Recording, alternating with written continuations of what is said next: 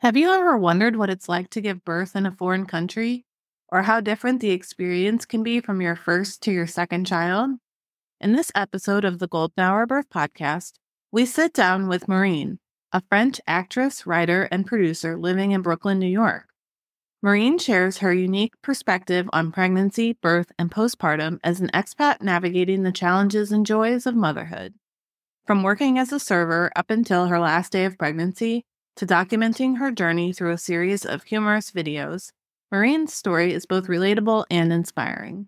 Join us as we dive into the world of international motherhood and learn how one woman's determination and creativity helped her through the ups and downs of bringing new life into the world. The Golden Hour Birth Podcast, a podcast about real birth stories and creating connections through our shared experiences. Childbirth isn't just about the child. It's about the person who gave birth, their lives, their wisdom, and their empowerment. We're Liz and Natalie, the Golden Hour Birth Podcast, and we're here to laugh with you, cry with you, and hold space for you. Welcome to the Golden Hour Birth Podcast. I am your co-host, Liz. And I'm your co-host, Natalie. And tonight we have Maureen from France on. She currently lives in Brooklyn, New York. Thanks so much for joining us tonight. Thank you so much for having me. Of course. So if you want to go ahead and share a little bit about yourself and your family. Yes. So I'm French, but I've been living in New York for almost 10 years now. So I have two kids, 5 years old and 16 months, two boys. And yeah, I'm an actress, writer, producer in New York City. Yeah. I love it. So what was your pregnancy and birth like for your first kiddo? So it was intense. So I was 30 years old for my first one. And at that time I was working full-time. Full-time. Yeah, I was acting, but I was also working as a server in East Village. And it was pretty intense. I think I could have not done that with the second pregnancy. But so I was serving tables and until kind of the last day. So my first one came 3 weeks earlier. And so when I stopped working, I thought, okay, this is my last Saturday. I'm going to, go for it. And I'm going to be done after that. I have 3 weeks to just rest and prep. And I didn't have those 3 weeks because the day after, I went into labor. So thanks. Okay. Being on your feet all day, serving tables, that must have been tough. It was hard, especially because I was hungry all the time. And so I was just eating a little bit of food, pretty much all the time. And it was actually a raclette restaurant where, we scrape melted cheese on top of potatoes and everything. So I think it didn't help me. I gained so much weight. It's cheese and potatoes. That's life's best. Yeah, and it's melted cheese, so you can definitely eat it as pregnant. So yeah, it was intense, I will say, but I was, I had energy at that time. More than now. Yeah. So why did you and your husband decide to move to New York? We moved. So my husband is an architect, and he had some family over there already, and so he had a green card already when we met, and he was finishing his PhD in the US, in New York. And at the end of his internship, he just told me hey, I might have a job here. What do you think? I'm like, I'm an actress, I'm a producer. I'm like, yeah, right away. I'm like, yes, let's move. So yeah, so we moved pretty fast. It was yeah. I love it. I was sure about it. Yeah, I guess New York would be a really good place for actor and writer. Yeah, that was my dream. So I'm like, yeah, perfect. Yeah. Perfect. Let's do it. Yeah. Love it. So what were your feelings or inclination that you were in labor on that day? So, I mean, the thing is, I didn't know, I think I was not prepared at all. Because I thought I would have 3 weeks to prepare myself. But I was not. And I don't know, I think I was pretty naive. I thought that they will tell you at the hospital how to do it, which wasn't really the case, of course, as we all know. And so I mean, I knew the basic, like when to go to the hospital and everything, but I didn't have a doula. I didn't have anything like, so also my mom had, so we're 4 sisters. So she had 4 kids, and her labor is, I will not say really fast, but it's painless. So when she's ready to give birth, like she's ready. So she had really fast delivery, like really fast. Can I be her? Like half an hour, 15 minutes, like almost popping out in the car. So I was scared it will happen to me. So I think we went to the hospital way too early, but they said that I lost some liquids, but my water didn't break, whatever, but they kept me there. And I was dilated 0 when I got there. Oh. So, but again, I didn't know how long. And they left me there, like 4 hours later, they come back. And it was really painful by that time. And I was dilated 1. So I'm like, okay, it's gonna be so long. And it took like 12 hours for me to have the epidural, because I don't know what happened. Like they couldn't, I mean, it was a busy night at the hospital. Like I was begging for it. Like it was so painful at some point, for sure. It took like 36 hours. And I remember like at the end, I couldn't feel anything also. Like for like 12 hours, it was so painful that when I got the epidural, they told me like, you can push the button if you want a little more. I pushed like all the way, I couldn't feel anything. So my husband had to take one of my leg up, and the nurse the other leg. And I mean, I was ready to push, but I don't know. At some point, they couldn't get it. Like I get scared because the intern all of a sudden was, okay, we might have to do a C-section. And I really remember being like, there's no way after 36 hours and pushing, you get this baby out of me right now. But I am not doing a C-section. And then the doctor came in and I was like, okay, let's do it. And so he used the vacuum and he got out.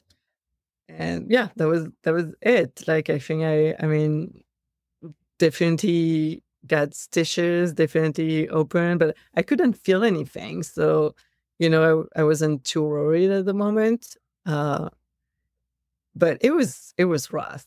Like it was different, like so intense. I remember I had really this feeling that a truck run into me. Like I mean, this feeling. Yeah. After it was a lot. Yeah. I feel like you kind of like reach this adrenaline, like when you have the baby and then you just absolutely plummet. Yeah. Yeah. I mean, the few hours after that, I was like, wow, it's so violent. It's it's just crazy pain. But yeah, I mean, my son was good. He was all right. I mean, he had a big head though, so that's that's why it was not easy. And he was 3 weeks earlier, but he was a pretty big baby. So I mean, it looks like he looked like a pretty normal, healthy, very healthy baby. So yeah. What was postpartum like? How was that overall? I mean, it was hard. And like the first one, I had no idea. how I will feel. And I think like I tell that to new moms, or future moms. You don't know how you will react. Like I didn't think I will be so so close to my baby, like meaning like I could not leave him at all. Like even like the first time he was in another room than me, I cried. Like I could just not leave this baby. I was so scared. Like at night, the night was horrible. I always had, I think, the baby blues at night because I feel like, oh my God, no, if something happens, I don't know, the night is scary. I feel like it's scary. Yeah. And I mean, my parents came, but they came like 3 weeks after. And it's not the same country. Like it was, it was hard to, so much, hormones and emotions, and also physically, I couldn't walk until like even just doing like a block was painful, like for weeks, plus, being a new mom and being so attached to this baby. I'd like for the second one, I felt like I did a bunch of stuff differently for sure. But the first one, I didn't, I could not let him fall asleep by himself. Like I needed to carry him the entire time.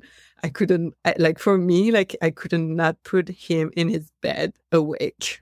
Like, which is crazy. Yeah. But I felt like, oh my God, he's going to be bored or sad or whatever. Oh. So definitely different with the second one. Yeah. But the first one is just, you don't know what kind of mom you're going to be. And I surprised myself, I think, because I didn't think I would be so into him like that. Yeah. And even like being a mom from the first one to the second kid, like I am such a different mom. Yeah. Oh, definitely. Yeah, definitely different moms. And I feel like we learn from, the mistakes we made. Yeah.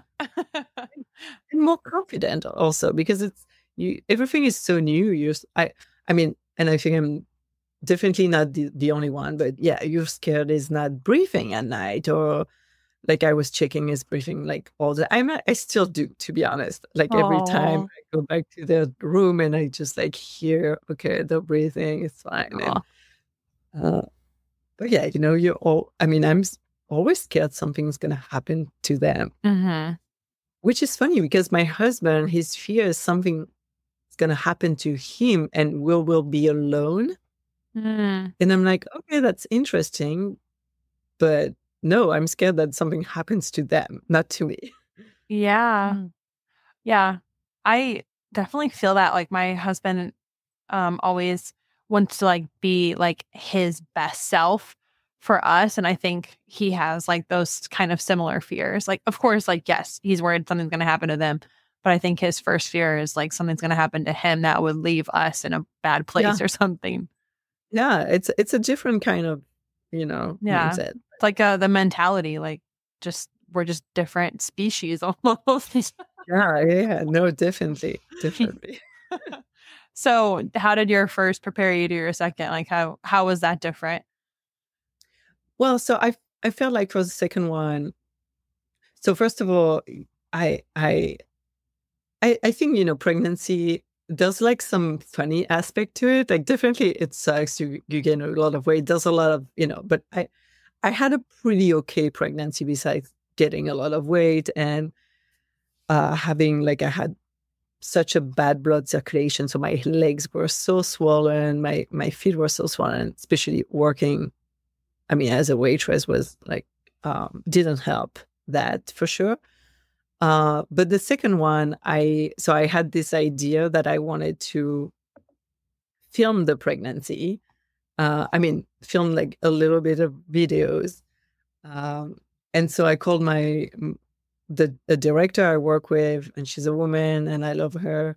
And I told her like, hey, I'm going to try to get pregnant. So be ready. I don't know when it's going to happen, because for the first time it took like a year. And the second time it was so much faster. So I was like, okay, be ready. I have this idea. I want to shoot a little bit before the pregnancy. So how to get prepared, because that's something I also was so shocked also, like trying to have a baby. And I mean, it went pretty well. So I'm not complaining at all, but it was so emotional, like so much hormones too. Like I stopped my birth. I was on birth control pills and I stopped it to get pregnant, of course. And I felt like my hormones were crazy for the first time. Like I was hysterical, like such a stereotype of, when you have your period, like really stereotyped. And I don't know, it was just so much emotions. So I was a little scared for that for the second one, to be honest. I was like, oh my God, I'm going to stop it. I hope I'm not going to just get crazy. And it didn't do that. I think I went also, I wasn't that stressed. I'm like, I know I can get pregnant. It's going to take as much time as you want, whatever. As I feel like for the first one, you never know if you never tried. Am I going to be okay? Are we going to need help or whatever? So there's so much pressure, I think, for the first one that we don't have for the second one. So it took like just 4 months. So it was really pretty fast and it went very well. So we had to shoot pretty early. Mm-hmm.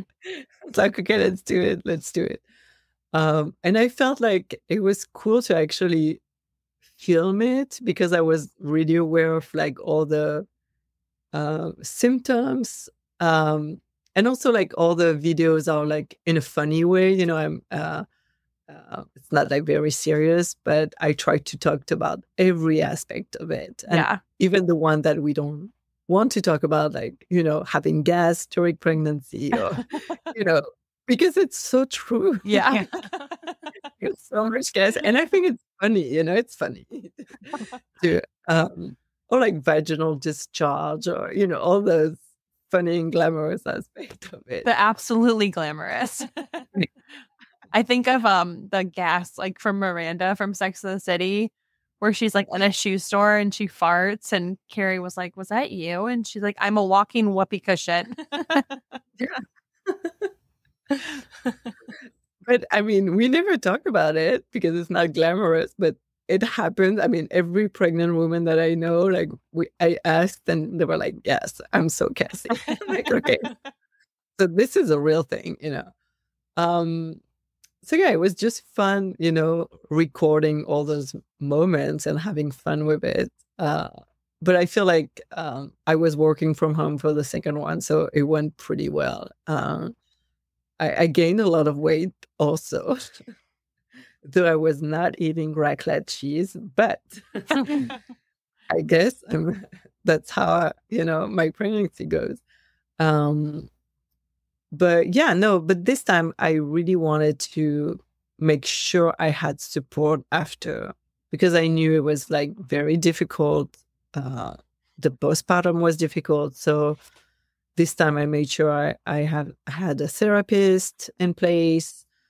I had a coach also, not right after, but a few months after. And I really wanted to make sure also I would rest for an entire month and try to stay as much lay down as possible. I read like a French book about that, and and there was like a bunch of countries also, like China, where they really say like you have to lay down for an entire month. So I was way more prepared. I feel like I read a bunch of books. I mean, I already had a baby, so I knew how it was.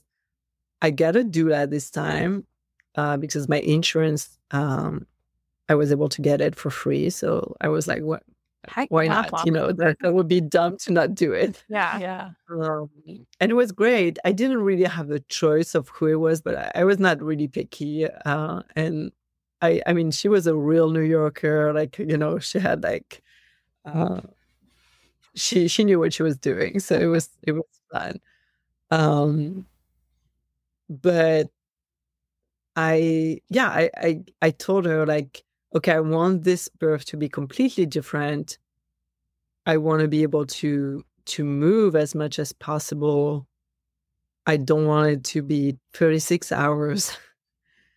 I don't know, like, be more in control of it. And because I felt like the first one, they didn't tell me what to do.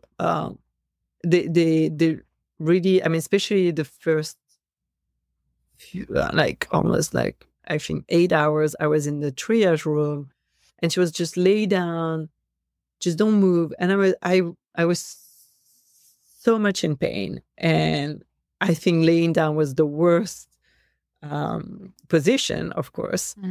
So this time I really prepared myself. I did like a bunch of like yoga classes that I found on YouTube that were great, about like just, you know, how to act and how to, like, what position to do when you get into labor, to help the baby move as fast as possible. So I was pretty prepared, I will say, for the second one. And it was cool. It went very much faster. That's awesome. Yeah. And so, I mean, the doula, she didn't come to my house. She just told me, okay, when you get into labor, just text me. We'll see where you're at, and then we'll meet at the hospital. So I changed hospital also in between. And this one was like way more moms friendly, I will say. I mean, hopefully they're all moms friendly. They should all be, but you know, more natural, I will say. They really let you do whatever you have to do. They don't push you. And it was like pretty much all the crew was just women, which I really appreciated. And it was really quiet. I don't know, they let me do whatever I wanted. And I told them, like, I want to be able to be on all fours. That was the position I preferred. But the thing is, like, I told my doula, I want the epidural. Like, I don't want to not have it. And she was like, okay, we'll see. Don't worry. I mean, if you want to be able to move, you might not want it. I'm like, no, I want it. She was like, okay, well, don't worry. We'll see, you know. I'm like, okay. And I got there. And so when I got to the airport for the second time, I was 4 centimeter dilated, 4. So I was like, yes, yeah. you know. Much better. Much better. I worked so well, you know, at home. I did all my movement. I had my yoga ball, you know, I did everything she, because my doula, she told me to put like some warm, white, towels, you know, on my vagina to just like make sure, you know, it was, I was prepping my vagina pretty much. And it worked well. And she was really into, I promise you, you're not going to tear. I'm like, okay, it's great if I don't. It's not my objective, you know, whatever. But, and she was like, no, don't worry. I was more scared about like him having a big head, because my husband has a big head. The first one has a big head. And they told me like he was a pretty big baby. I'm like, okay. So I was more scared about that. But she was like, no, don't worry. Don't worry about that. I'm like, okay. I have like a secret lotion for you. I'm like, okay. Oh. Yeah. I'm like, whatever. That's fine. And so we get to the hospital. I meet her, and then it's already like super, super, super painful. And so at that point, I'm like, okay, I want the epidural. Like, I cannot do it without it. And it's something happens a little weird. They just like kind of tell me, okay, we're gonna take your whatever they have to do to do the epidural. And then no one talked about it anymore. And I think the doula said, let's just wait a little bit to see how fast she's going, because I really wanted to be fast. And then like an hour or two later, they check and they're like, oh, you're 6 centimeters. I'm like, okay. And an hour later, they're like, oh, you're 8. And by that time, I'm like, okay, I didn't have the epidural. I'm like, okay, fuck it. Let's just do it. I mean, we're like 8 centimeters. And so I happened to not have the epidural for this one. Be like really on all fours pretty much the entire time. And they really then, like at 9, when I was at 9 centimeters or 9.5, they were like, just push whenever you want to push. When you feel like it. I'm like, okay. And I started pushing, but the pushing, so it was so different from the first one, because the first one I had the epidural, so I couldn't feel anything. So the pushing part was not painful at all. This one, I felt it. And the pushing part, like, I felt like it was so long, like at least 2 hours, or, I mean, when I was starting pushing. At some point, like they just put me on the side, but it was super painful. I mean, at the end, like, yeah, they put me on like a more traditional way, because to help really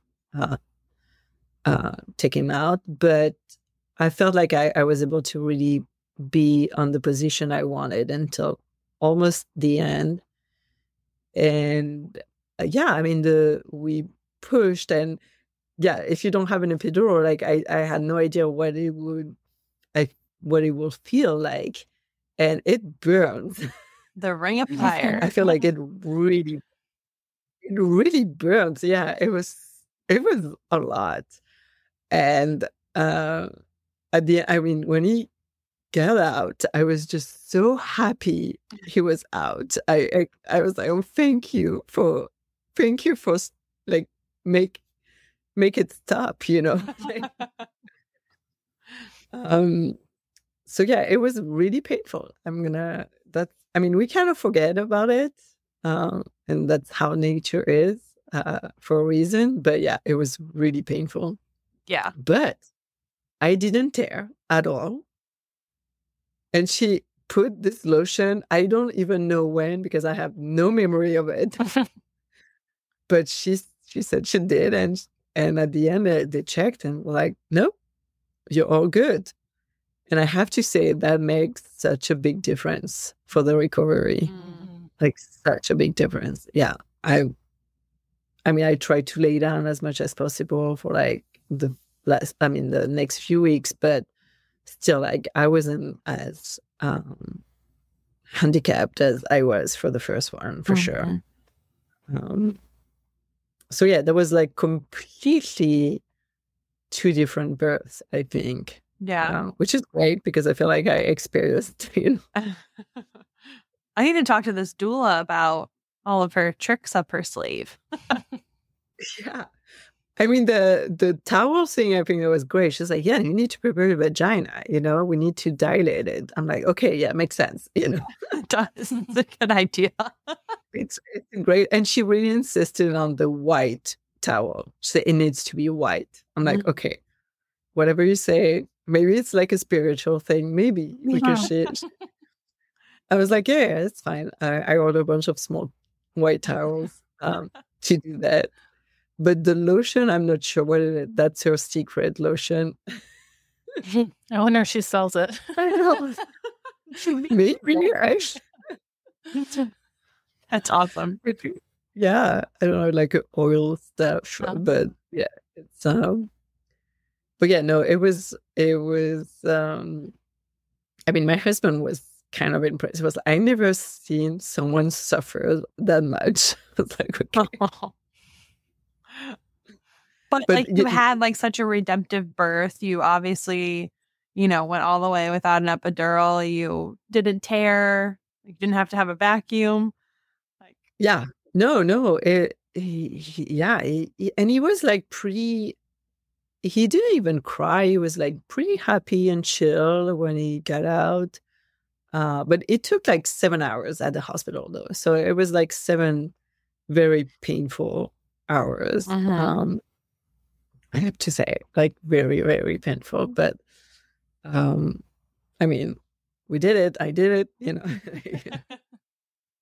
And at the end, I laugh because they're like, so on a scale of one between 1 and 10, how do you feel? I'm like, well, I mean, compared to right before, I feel like much better, but now I want the pills. Like, give me like everything you have, you know. Yeah. That's so funny. So, yeah. How was postpartum and recovery with that one? I mean, obviously the recovery was better. Yeah, the recovery was better, and I feel like it went easier. I think because I was in therapy right after, and I felt like for the second one, I mean, you know what to do with a baby, so the first phase is hard because of the sleep deprivation for sure, but. My mom came kind of right away for like a week, and then my mother-in-law came right after. So I really want them not to be together so I could have as much time as possible. Good idea. Yeah. And they mostly took care of my first kid, you know. It's like I need someone to, and my husband was there also the first week or the first 2 weeks. But yeah, I needed someone to take care of him and pick him up at school and etc. So that was kind of like people were taking care of my first one, and I could just like chill and enjoy with the second one. Though, I mean, chill is a big word, but you know, and I made 2 boys, and the 2 are like not good sleepers at all. So nights were pretty tough, and I still had this baby blues about night, like. You know, like the first month where like the night was coming and I will cry because like I'm gonna, and I feel it's really this feeling where I'm gonna be by myself all night with this baby because my husband doesn't hear him, you know. Of course, they don't hear them that much, you know. And I was breastfeeding also, so I would stay up a lot. But then for the second one, I told my husband, okay, I want to make sure, you know, I rest as much as possible. So you're going to sleep on the couch for like a month. I'm sorry, but I want the entire bed for me. And I had a bunch of like pillows everywhere. And I think also the breastfeeding went so much faster and easier for the second one because I knew how to do it. And so I was able to breastfeed like laying down, like just on the side, which I was not able to do that for the first one right away. It took like a while to do that. So I felt like I had, you know, tricks, and I knew how to handle breastfeeding so much better. Yeah, all the little things like that. I will not be afraid to let him, you know, sleep by himself a little bit. Not like the first one. He could cry a little bit. That was not the end of the world. So yeah, I think it went better. And I also, so I had a therapist, a coach. I still have all those.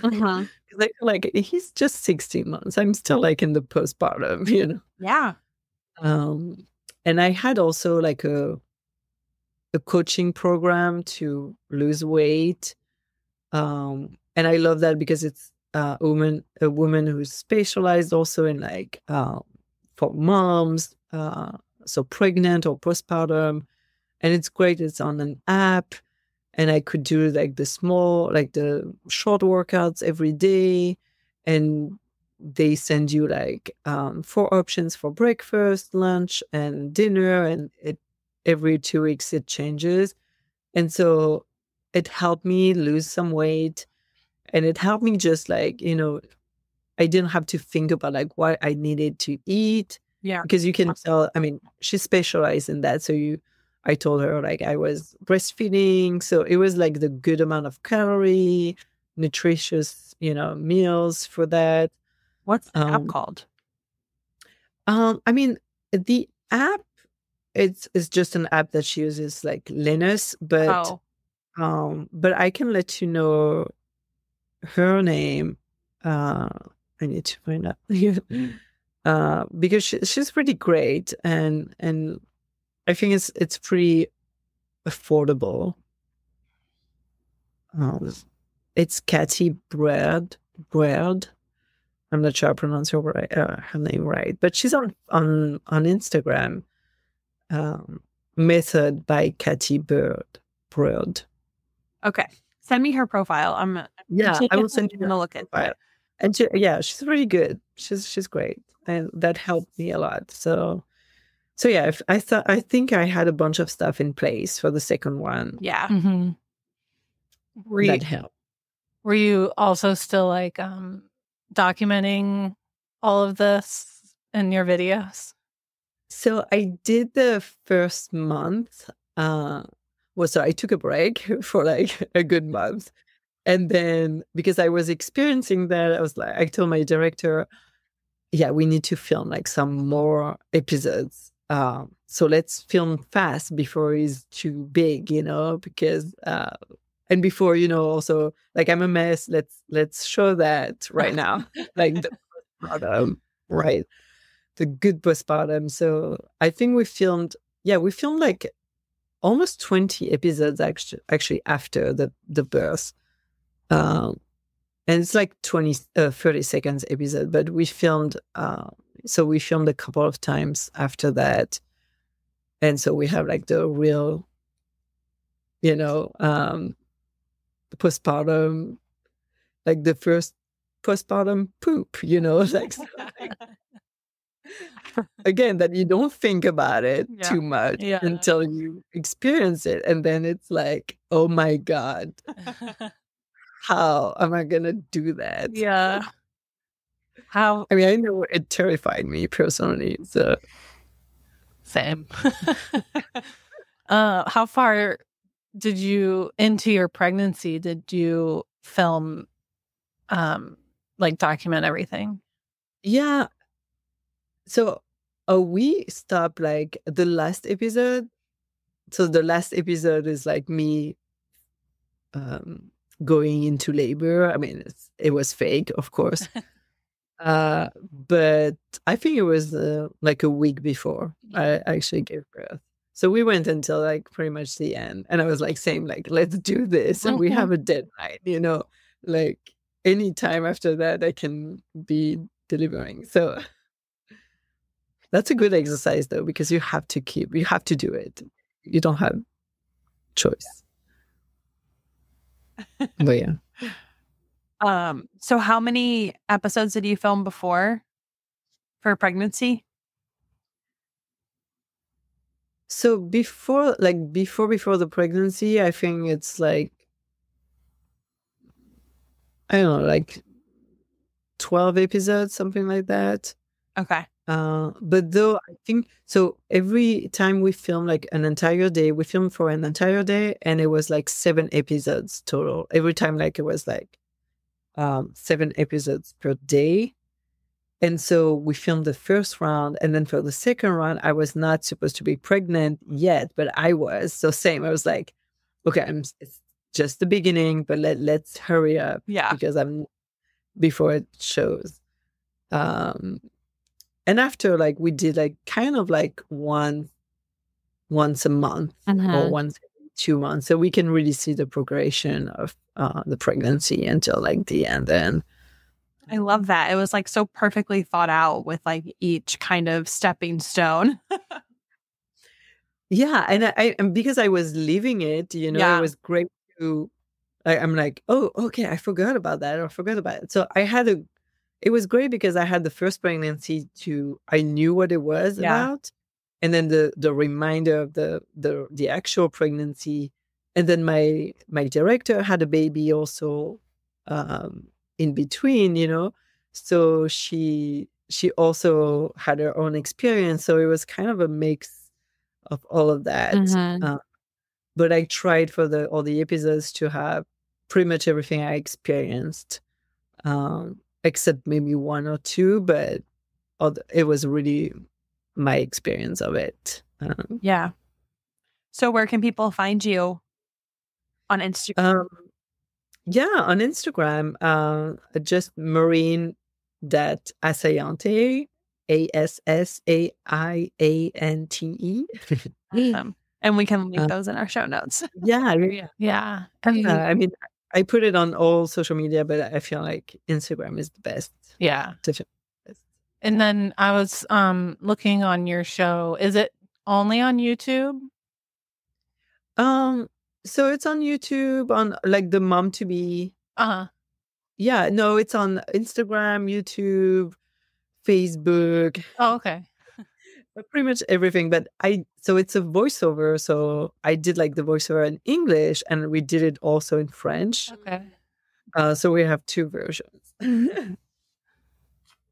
I love it. But Instagram is only the English version. Okay. Not to confuse everyone, because it's like, we'll see. Yeah. We'll see. I liked your pump part episode. You were like the what? Like which one? The pumping parts. Oh yeah. And you're like on the couch and you're like, I know. That one was funny. Very relatable. Yeah. I tried, I tried to be, relatable, and to put humor in it, because it's and to be a little, not educational, a little bit, but it's more like what I wanted to know. I feel being pregnant, okay, that's all the aspects of pregnancy you didn't think about, but it's still cool. But yeah, put a little be ready in it. I guess you can eventually like kind of look back and be like, huh, that was funny. It sucked in the moment, but now it's funny. It sucked, but I always thought a pregnant woman was funny, to be honest. If you have a pretty good pregnancy, of course. Yeah. But it's especially at the end where like you cannot wait to be not pregnant anymore, and you want the baby out. Yeah. And those are always like tricks, I don't know if it's true or not, but like I think it was my doula who told me like, eat some pineapple. It makes, the baby come faster, or at least get into labor, like spicy food, stuff like that, I'm not sure how much is true and how much is just in your head. But I tried. I ate some pineapple at the end, because the second one didn't come early. He came pretty on time. Yeah. So not late, but on time. I think just like being prepared, I think it's a good idea. When you're expecting. And I wasn't prepared for my first one. I guess I was way more prepared for the second one. It went better. Also, it's the second one, so we know what to expect. But I think just being prepared, because the hospital is not going to help you that much. And you have to do your homework, pretty much. Yeah, it's true. I think a lot of people don't know that, like, the nurse doesn't stay in the room with you, like you're pretty much by yourself a lot of the time. Yeah, you are. Yeah. And I thought, the first time I thought, oh, they're going to have the yoga ball and everything. No, they don't. I mean, at least where the hospital I went to, like they didn't have a yoga ball. And I mean, the nurse helped me with the breathing a little bit. But still, they were not here with us the entire time. And I feel like we didn't know what to do, and especially the position. Like the first one was just like, lay down. I'm like, that's kind of the worst thing you can do. Just lay down on your back. Yeah. So yeah, that's definitely something I didn't want to repeat. Yeah. For the second one. So yeah. Well, awesome. But if we have a third one, maybe I'll take the epidural and do like a very smooth delivery. Change a little bit, you know. I know, like get to a certain point and then take the epidural. That's what I do. Exactly. Like, I know how to do both, so now let's do like a in between. Yeah. Perfect. Suffer so much. Well, awesome. Thank you so much for coming on and sharing your stories of your 2 boys and how they got here. And you're just hilarious, relatable, put some humor in it, videos that you share. It's amazing what you're doing. Thank you so much. Thank you so much for having me. Yeah. Thank you so much. Thank you. Have a great night, and we'll see you next episode. Thank you for joining us on this episode of the Golden Hour Birth Podcast. We hope you've enjoyed our discussion and found it insightful and beneficial. Remember, the Golden Hour Birth Podcast is made possible by the support of listeners like you. If you appreciate the content we bring you each week, consider leaving us a review on your favorite podcast platform or sharing the show with your friends and family. Your support helps us reach more people and continue creating valuable episodes. If you have any questions, suggestions, or topics you'd like us to cover in future episodes, we'd love to hear from you. You can reach us on our website, www.goldenhourbirthpodcast, or connect with us on social media. We value your feedback and want to make sure that we're delivering the content you want to hear. Before we sign off, we'd like to express our gratitude to our incredible guests who joined us today. We are honored that they trust us enough to be so open and vulnerable. We're grateful for their time and willingness to share their stories with us. If you're interested in taking the conversation further with us, join us on our Facebook group, The Golden Hour Birth Circle. We'll be back next week with another exciting episode, so be sure to tune in. Until then, stay golden and remember to take care of yourself. We'll catch you on the next episode of the Golden Hour Birth Podcast. Bye!